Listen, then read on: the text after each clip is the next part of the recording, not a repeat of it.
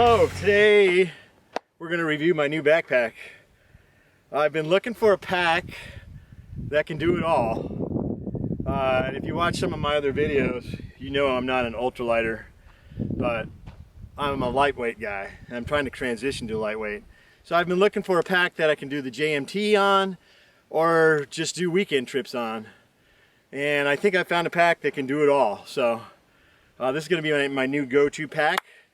So let me show you this awesome pack that works. I think it'll work great for you too if you're looking for a JMT pack or something that can do distance hiking, long hiking, and just weekend trips. It's called the Gossamer Gear Mariposa 60. The only problem with this pack that I found is the 60. It's 60 liters. You can put all your stuff in here, but you don't want to carry all your stuff because that's the whole idea of trying to transition. This is a transitional pack to go to ultralight backpacking. And right off the bat, what's great about this pack, the most obvious thing, is it weighs 2 pounds. It's a 2-pound pack that can carry 35 pounds comfortably, which is kind of amazing for something that weighs 2 pounds. Most traditional packs are in the 5 to 6 pound range. Your Gregory's and your Ospreys, they're up there. So this is a 2-pound pack, and another really cool thing about this pack is the waist belt and the pack you order separately based on your size. I'm 6'3", so I got an extra large top. I think it's a large top, and I got a large waist belt.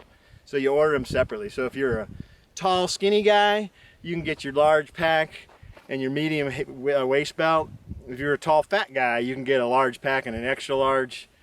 Or if you're a short, fat guy, you can get a small pack, extra large waist belt. It's interchangeable. It's unisex, and they're adjustable. The beauty of this pack over a lot of ultralight packs is it has load lifters.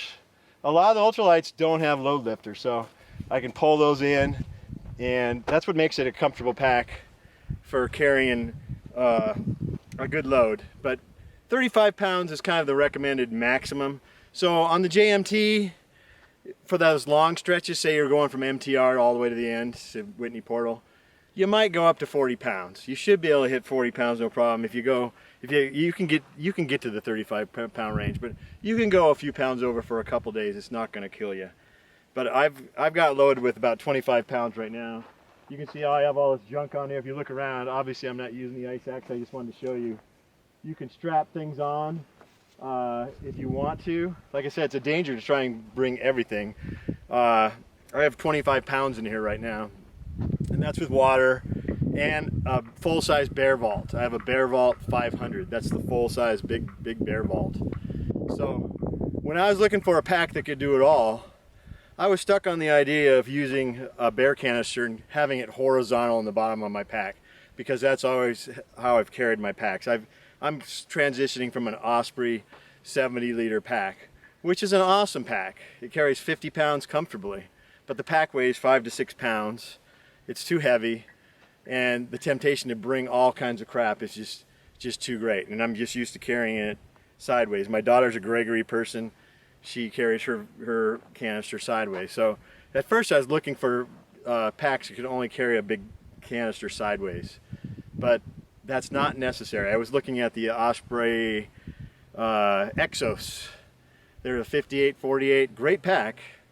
I actually think the suspension system is better on these. The reason I like the 58-liter one, you could carry the canister sideways, horizontally, but you don't need to. This pack's designed a little differently than a lot of packs where you have these external pockets that carry a lot of stuff that you don't normally put in your pack. You carry it up and down vertically, and then you just jam your sleeping bag in next to it. I've got plenty of room. I put everything that's in my Osprey. I had an Osprey 8th or 70-liter, and I have everything in here that I had in there. And some of the transitional things you need to do is maybe get a lighter weight tent. Don't bring, I have this great fleece that I love, my Monkey Man Mountain Gear fleece. I transitioned to a rain jacket, or a down jacket. It saves about 2 pounds right there. Went from a 5-pound tent down to a 2-pound tent. The pack saves me 4 pounds. So right there, that's about 10 pounds lighter. And that's not giving up any comfort, any safety. I can bring everything I want. This pack is great for weekenders because I can use a smaller bear canister, or if I'm in an area where I can hang food, I can save that couple pounds in my bear canister too and really go lightweight. So for those of you looking for a pack that can do the JMT, I highly recommend this pack. And what's different about this pack, it has 7 external pockets. 2 are right here on the waist belt, large packets.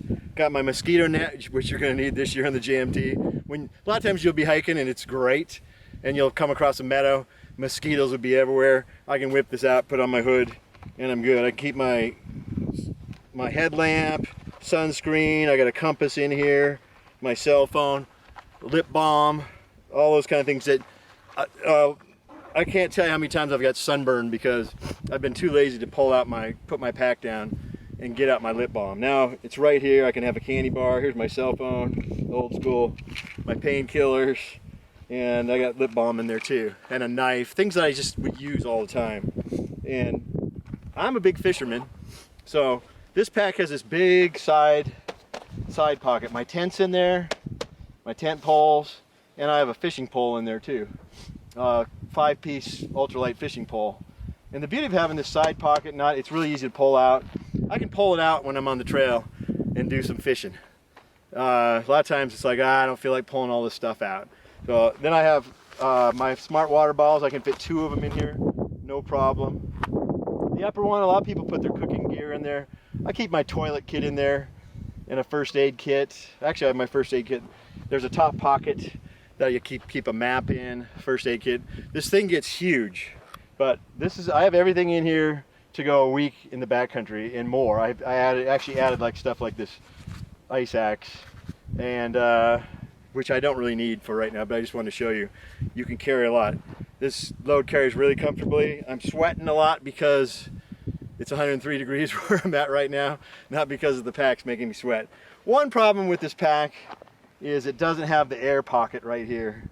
You know, Osprey brags about that. It is nice. I do love my Osprey, how it sits on my hips really well. I can do the same thing with this one, just cinching it up really tight, but I'm gonna sweat a lot. But frankly, when I'm going up a pass, it doesn't matter whether it's breathable right here. I'm gonna be dripping sweat anyway. I sweat a lot. So I don't think that's a deal breaker. So when I get home, I'll show you, I'll unpack it and show you how I pack this and all the little things you can do with it. So I'll be right back.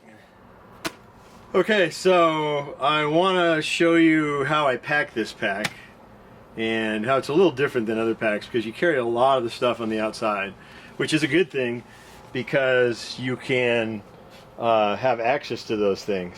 So first of all, it does have a trekking pole carrier. I almost always use my trekking pole, so I wouldn't be using this. And there's also an ice axe loop. And there are these little tie-down areas. I added this tent cord to secure things like tent poles. And there's little tie-downs all up and down the side here, on both sides.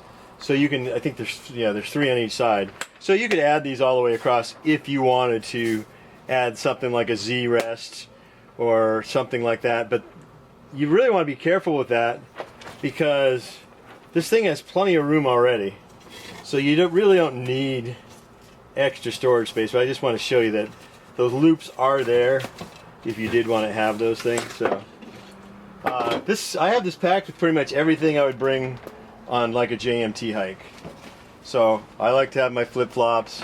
You just have to be careful when you're using a pack like this. It's slightly smaller, and it's got a less of a 35 pounds. Again, is the maximum weight that you really want to carry comfortably. So you don't need to bring all this stuff. So hiking poles, I weighed this as 25 pounds is what I got on here without food, but I do have a full bear canister.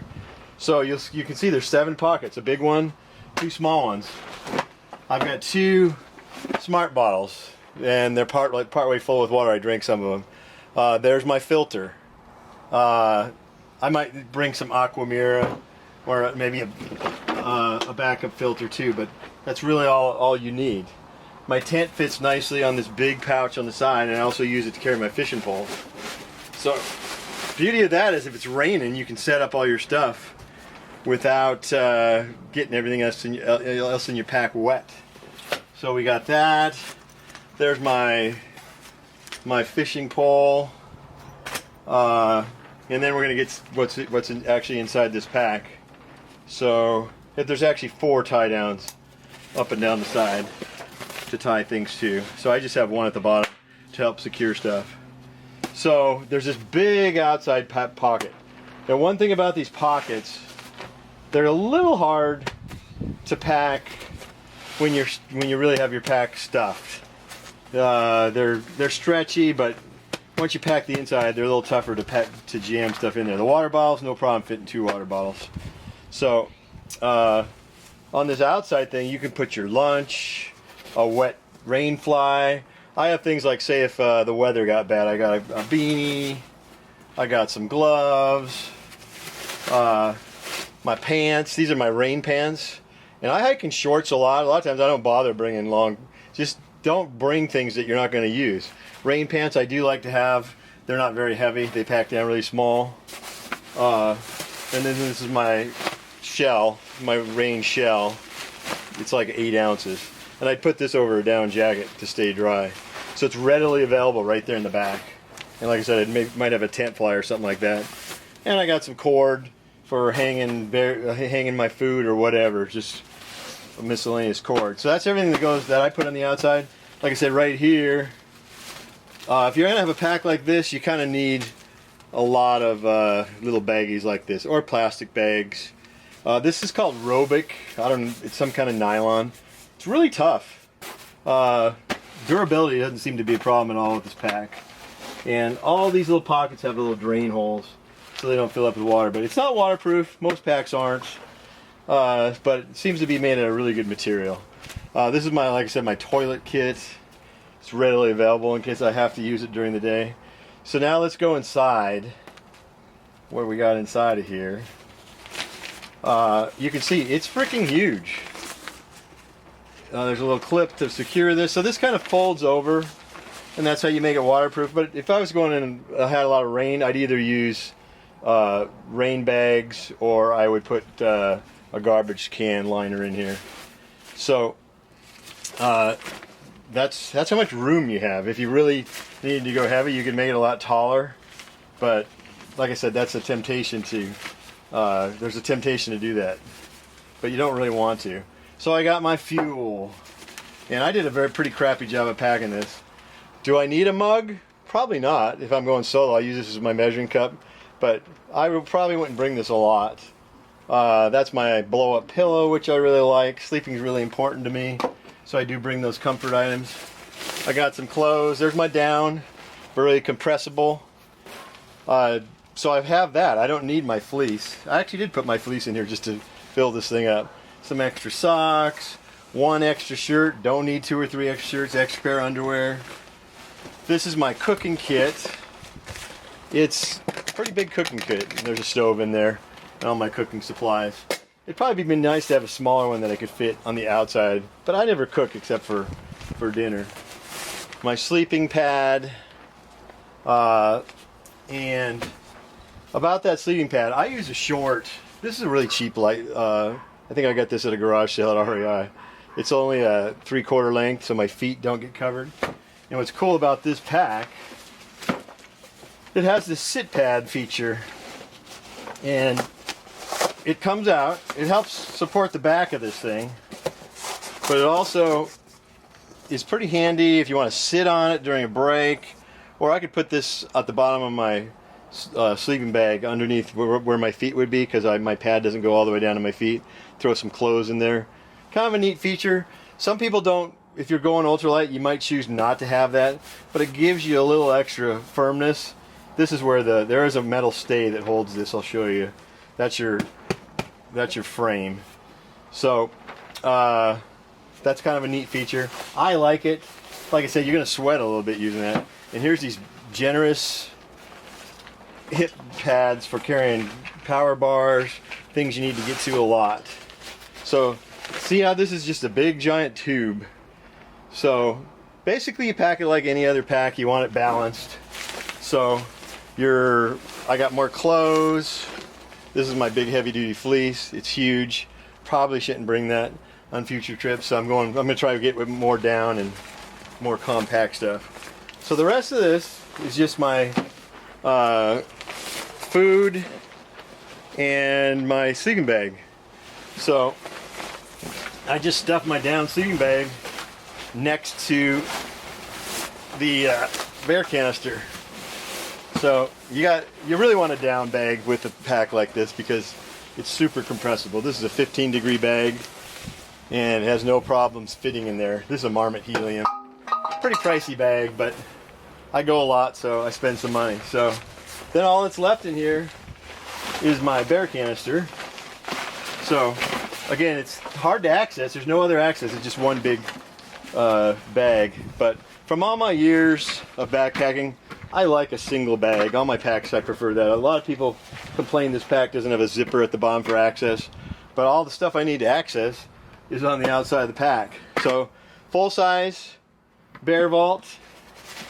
So as I showed you, you have to put it in this way. You can't put it in this way. And it doesn't matter that you put it in this way, because you put it in this way and jam your sleeping bag next to it. So not an issue, and it's flat on the bottom, and it helps you be able to, your pack will stand up by itself. So inside of here there is a place to carry a water. I don't use those. Some extra tie down things. But this is your frame stay. I think it weighs 3 ounces. You can pull that out. If you're going ultralight, you can take that out and take the backpack out and go even lighter. But this pack is 2 pounds. It's beautiful at 2 pounds. So 3 ounces, you're going to want to carry that if you're going to have more than like 15 pounds. I see no reason to ever take that out. So I really like it. Like I said, you just have to be careful that it's so roomy. You can put a lot of stuff in here. So if you're going to transition to a pack like this, you got to take a look at what you're going to take and what you use. And then there's this top pouch, another pocket that's very accessible. It's not like your typical pack cover. It doesn't have a ton of room. I have a first aid kit in here. Again, you can see I like to use these little bags to store all my stuff and organize it. And most of all, you probably want to keep something like your map in this top pouch. Maybe keys, wallet, stuff like that. So it's kind of an old school pack, because in the old days we had packs with a small main compartment and we had lots of side pockets, but it made it hard to find stuff. I just really like this big back pouch. You can put all kinds of stuff in here. Sometimes I'll go on a weekend fishing trip and I'll put my frying pan in there so I can carry that. And totally adaptable to through hiking or weekend hiking. So do yourself a favor, consider this pack. It's the Mariposa 60 liter from Gossamer Gear. Your back's gonna thank you. You're gonna have more fun. You can go, it's super easy to go lighter. So you just by leaving out a couple items of clothing that you're probably not going to use, and to upgrade maybe your tent and a sleeping bag.